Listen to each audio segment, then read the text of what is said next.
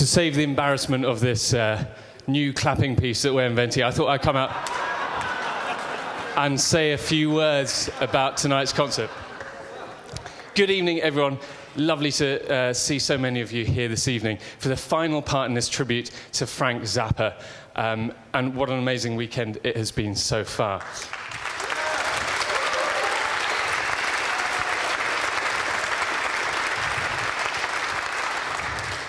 We'll be returning to the music of Frank Zappa in the second half, but now the London Sinfonietta are going to show some of the music, or music by composers, that came into Frank Zappa's life. The first piece we're going to hear, contrary to what you have printed in your programme, is, in the other order, is by Pierre Boulez. Pierre Boulez was an iconic French... sorry, still is. He used to be more iconic. He is an iconic composer and conductor, I'm sure you know. You may not know this piece because it's not so well known. But Boulez and Zappa knew each other well. In fact, Boulez conducted on The Perfect Stranger, on the Zappa album, in 1984. This piece that we're going to hear comes from the year after, 1985, for those of you who can't do maths. And it's called Memorial. It was written in memory of a flute player that Boulez used to work with. It's for solo flute, strings, 2 horns. It's very short, it's only 5 minutes long. It's absolutely beautiful, translucent music. The flute flits away in episodic passages, and there are 7 moments of punctuation where we hear these slow, just 2 or 3 bars, slow, sort of like granite-like structures that come in the middle of all of this. And the strings provide a halo around the solo flute, picking up some of the notes that he gives us and putting them into their own texture. So here is Memorial by Pierre Boulez with Michael Cox, principal flautist of the London Sinfonietta.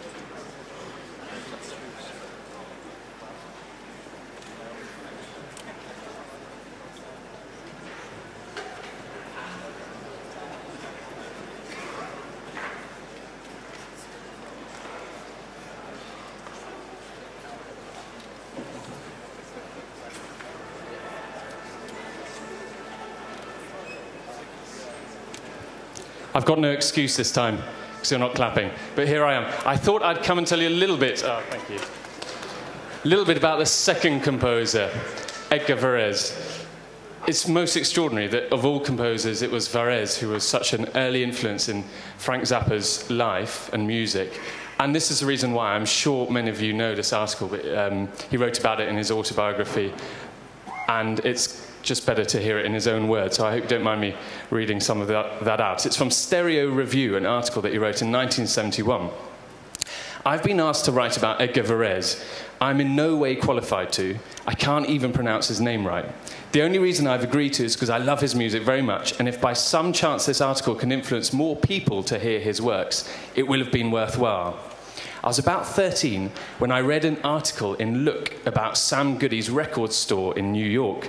My memory is not too clear on the details, but I recall it was praising the store's exceptional record merchandising ability. One example of brilliant salesmanship described how, through some mysterious trickery, the store actually managed to sell an album called Ionization. The real name of the album was The Complete Works of Edgar Varèse, Volume 1. The article described the record as a weird jumble of drums and other unpleasant sounds. One day, I was passing a hi-fi store in La Mesa. A little sign in the window announced a sale on 45s. After shuffling through their singles rack and finding a couple of Joe Houston records, I walked toward the cash register. On my way, I happened to glance into the LP bin.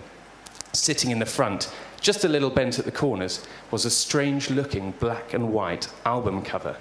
On it, there was a picture of a man with grey, frizzy hair. He looked like a mad scientist. I thought it was great that somebody had finally made a record of a mad scientist.